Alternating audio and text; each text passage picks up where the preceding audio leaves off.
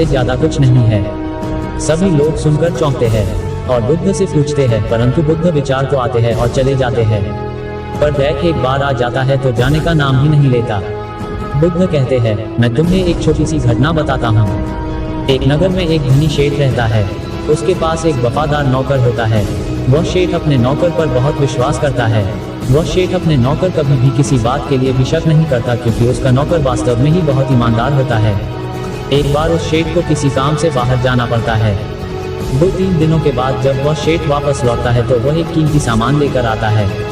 वह उस कीमती सामान को अपने कमरे में बड़ा सजा कर रखता है और अपने नौकर से कह देता है, तुम्हें खास तौर पर इस चीज का ध्यान रखना है। ध्यान रहे यह टूटे नहीं, यह मेरा बहुत प्रिय है।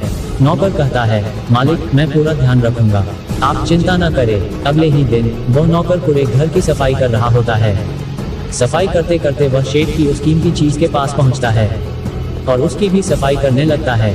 सफाई करते वक्त वह कीमती चीज उस नौकर के हाथ से फिसल जाती है और नीचे गिर जाती है।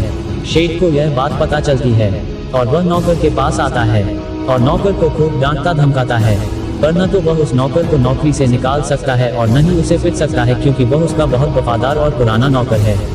इसलिए वह दांत धमकाकर ही उसे छोड़ देता है।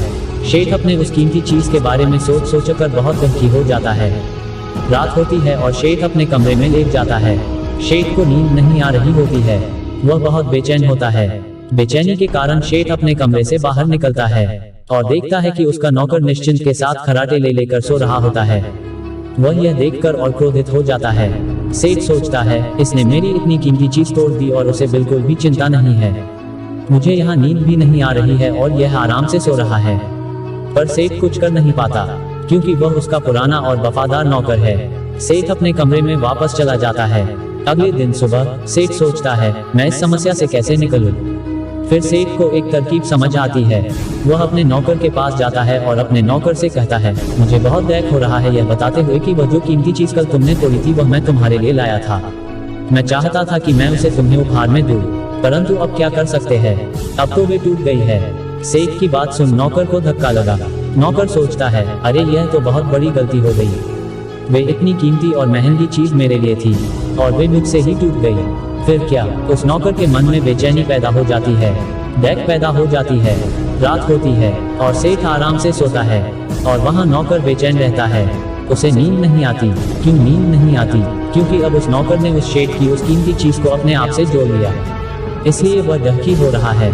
पहले उस नौकर के मन में यह विचार नहीं था कि वह कीमती चीज मेरी है, पर अब उसके मन में यह विचार है कि अगर वे कीमती चीज न टूटती तो वे मेरी होती। बुद्ध कहते हैं, दैट केवल एक विचार है। और यह विचार कैसे उत्पन्न हुआ? अपने आप को किसी चीज से जोड़ने से। हम जिस भी चीज को अपने आप से जोड़ लेते हैं, उसे पकड़ने की कोशिश करते हैं, वह चीज हमें दैक देती है।